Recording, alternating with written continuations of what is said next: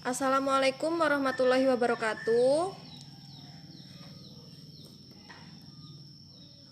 Kali ini Waalaikumsalam warahmatullahi wabarakatuh. kali ini pembelajaran kita menggunakan media Google Meet.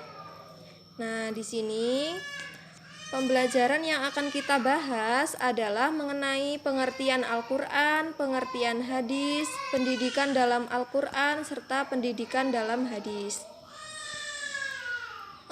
Yang pertama yaitu definisi Al-Qur'an. Al-Qur'an adalah sumber hukum Islam yang pertama dan yang paling penting juga sebagai dalil dari berbagai hukum Islam. Selain itu, dalam bahasa Al-Qur'an berarti bacaan. Sedangkan menurut istilah, Al-Qur'an yaitu kalam Allah yang diturunkan ke Nabi Muhammad SAW yang berisi bahasa Arab dan diambil dengan cara yang mutawatir. Amalan membaca dan tertulis di mushaf serta diawali dengan surat Al-Fatihah dan diakhiri dengan surat An-Nas. Keseluruhan suratnya adalah keistimewaan, walaupun surat yang paling pendek daripada supaya menjadi hujah bagi Rasulullah Shallallahu Alaihi Wasallam bahwasannya beliau adalah utusan Allah untuk menjadi petunjuk bagi manusia. Yang kedua yaitu definisi hadis. Hadis secara bahasa artinya baru. Hadis juga secara atau dikatakan sebagai sesuatu yang dibicarakan dan dinukil, juga sesuatu yang sedikit dan banyak. Bentuk kesamaannya adalah al-hadis. Adapun pengertian dari lafaz atau kata hadis dalam pengertian istilah yang digunakan oleh muhadisin, terutama dari ulama-ulama mereka yang datang kemudian, bahwa kata hadis adalah sama artinya dengan kata sunnah. Maka hadis sendiri adalah muradifat atau persamaan kata dari sunnah yang memuat seluruh yang berkaitan dan disandarkan kepada Nabi Muhammad SAW. Kemudian yang ketiga, pendidikan dalam Al-Qur'an.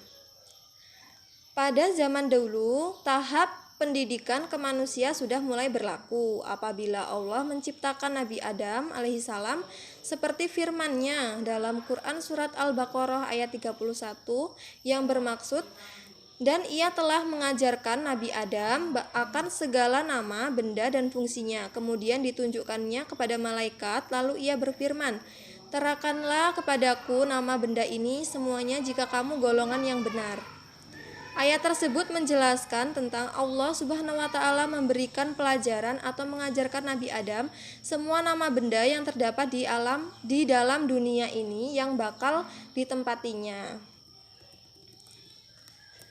Kemudian yang keempat, pendidikan dalam hadis.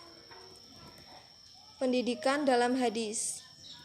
Sedangkan hadis ialah pendidikan dalam Islam yang memiliki martabat yang tinggi dan sangat penting sehingga ia menjadi anggota yang tidak dapat dipisahkan dengan Islam karena hadis adalah sebuah tuntutan dan kewajiban. Misalkan sebagai contoh, Rasulullah Shallallahu Alaihi Wasallam sendiri sangat mengedepankan masyarakat Islam untuk mendalami ilmu pengetahuan. Banyak sekali program pembangunan yang dilakukan oleh Rasulullah yang bertujuan untuk mengembangkan bidang keintelektualan Islam. Mereka bukan manusia hebat dalam ilmu pengetahuan fikih, tafsir, tauhid dan sebagainya, malah telah mengikuti di bidang-bidang baru seperti sains, matematik, astronomi, perubahan dan sebagainya.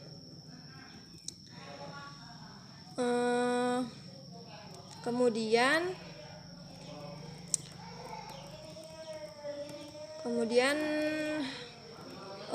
dilihat dari sudut Islam. Mencari ilmu dan mengajarkan ilmu adalah satu keharusan yang sangat mulia dan suatu kewajiban bagi manusia, bagi setiap umat muslim. Lebih jelasnya, Islam mewajibkan bagi setiap umat Islam untuk menuntut ilmu sebagaimana yang telah dijelaskan oleh Rasulullah SAW yang bermaksud menuntut ilmu yaitu suatu kewajiban bagi setiap orang menurut Islam. Sekian, untuk yang kurang paham bisa ditanyakan. Silahkan. Atau ibu yang memberi pertanyaan kepada kalian? Baik, di sini ibu akan memberikan pertanyaan. Nanti yang bisa langsung menjawab ya. Ya, Bu. Bagaimana sih pendidikan Al-Quran? Pendidikan dalam Al-Quran itu seperti apa sih? Coba yang bisa menjawab. Saya, Bu. Ya, silakan. Pendidikan dalam Al-Quran itu erat kaitannya dengan tujuan dari Allah Subhanahu wa Ta'ala, Bu, yaitu melakukan penyerahan diri kepada Allah sehingga akan menciptakan kehidupan yang bahagia di dunia dan di akhirat. Ya, ada lagi yang bisa menjawab? Atau sudah? Itu saja.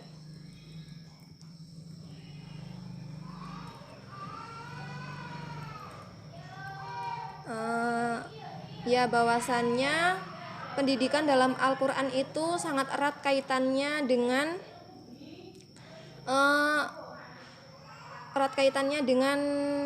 yaitu tadi Islam. Jadi benar apa yang dikatakan oleh Eka.